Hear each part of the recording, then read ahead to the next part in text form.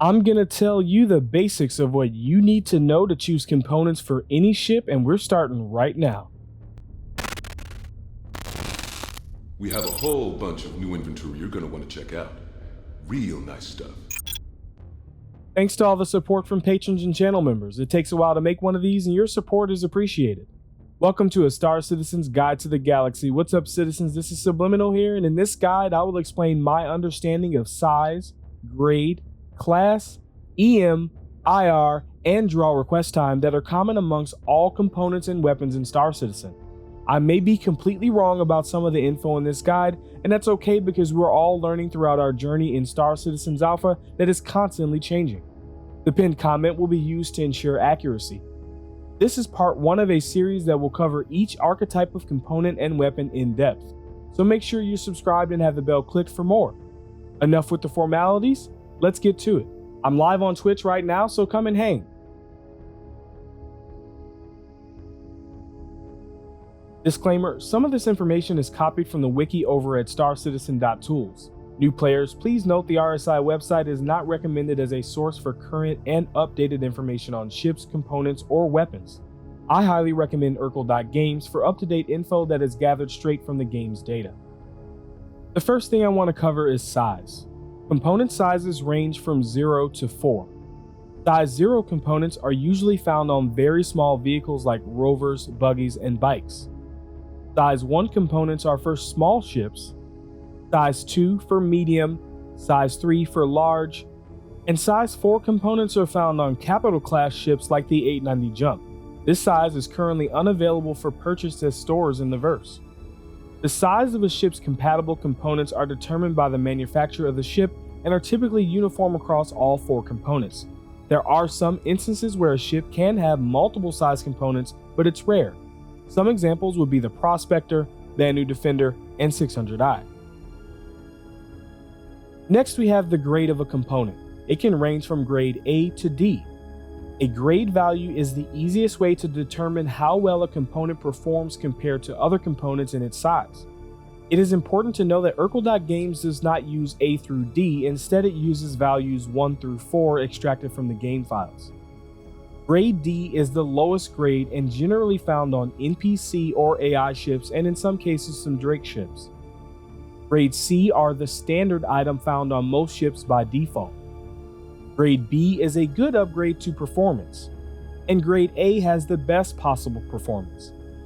Knowing a component's grade is a great way to decide what component to apply to your ship if you don't have much Alpha UEC or time to research what is the absolute best for your situation.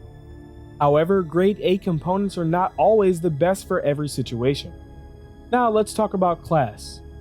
This is something that is not fully fleshed out in the game's current state. There are 5 classes.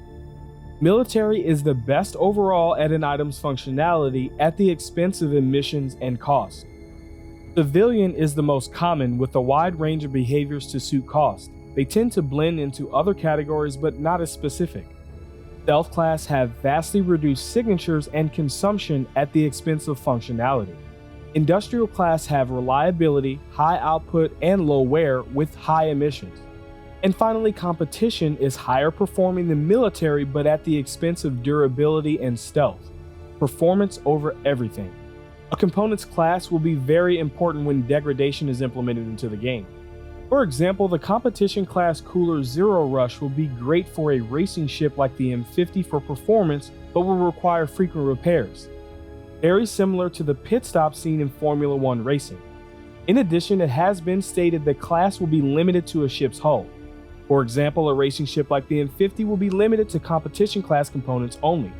We are unsure when this limitation will be implemented, so enjoy it while it lasts. Now let's talk about the stealth parameters power to EM and temperature to IR. Your EM signature is a measurement of your ship's electronic visibility. All components and weapons produce an EM signature and will broaden the distance that your ship will be visible to another ship's radar. IR signature is a measurement of your ship's infrared visibility. The more heat your ship generates, the higher your IR signature. So just like EM, the higher the number, the further your ship will show up on another's radar. It's also important to know that the distance that a ship is able to detect you is also dependent upon the size of the detecting ship's own radar. There seems to be only two sizes of radar, size 1 and 2. Size 1s are found in small ships like light fighters, and size 2s in larger ships like a Freelancer. There are also size 3 radars that don't seem to perform any better than size 2s. Radars will detect whichever is greater between your EM and IR. A very good way to approximate your ship's detection range is to use a formula I found from the Legacy Fleet organization. Take your highest value and multiply it by 0.5 for size 1 radar and 0.75 for size 2 radar. This value is the distance your ship will be detected in kilometers. There are also other factors like a ship's stealth armor values, but we'll cover those more in depth in a dedicated video. This video is brought to you by my Locations of Stanton fan art series. There are 4 ways you can rock this collection. All viewers can download the mobile wallpapers for free. Desktop wallpaper versions are available to all patrons and channel members. Canvases and posters are available in the merch store, and you can have them printed on metal from display. Flaunt your love for Star Citizen and support the channel while doing so. Now for one of the most overlooked and most important metrics across all components, power draw request time, or formerly power up time on Urkel, or time to reach draw request time in the game's data, or as I like to call it, just request time. Whatever you like to call it, request time affects all components in a similar way. But to make things as simple as possible, we'll use coolers as an example. Let's take a look at the awesome Zero Rush. It has a cooling rate of 238 kilos per second and a request time of 3 seconds. What you have to understand is from the start, the Zero Rush does not cool at a rate of 238,000. It is actually cooling at an idle rate, if you're powered up. Request time is the amount of time in seconds that it takes for the cooler to get from 0 to the max rate of 230,000. So for example, the Zero Rush will take a little less than 3 seconds to reach the 238K if going from idle to its max rate, or the full 3 seconds from a cold start, either because you just powered up or your ship is starting to recover from an EMP. I'll cover coolers in greater depth in part 2 of this series. As far as other components like shields, request time is the time to max regen rate. Power plant request time is the time to max power draw, and for QT drives, well honestly, I don't know, but I hope to have more info when I make an in-depth guide to quantum drives. I hope you've enjoyed this basic overview of components in Star Citizen. In part 2 in this series, we'll take an in-depth look into coolers. It will be added to the info card, in-screen, and description once it's complete. Did I miss anything? Let me know down in the comments. If you enjoy my channel, there are 5 ways to support it. Number 1, you can smash that like button. Number 2, you can share this content with someone who may enjoy it.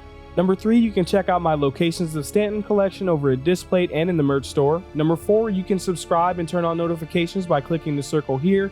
And number 5, if you're feeling generous, consider becoming a channel member or even better, a patron. Some pledge perks can be seen here, including desktop versions of my Locations of Stanton collection available to all patrons and channel members. If not, just sticking around to the end is greatly appreciated. Until next time, citizens, I'll see you in the verse.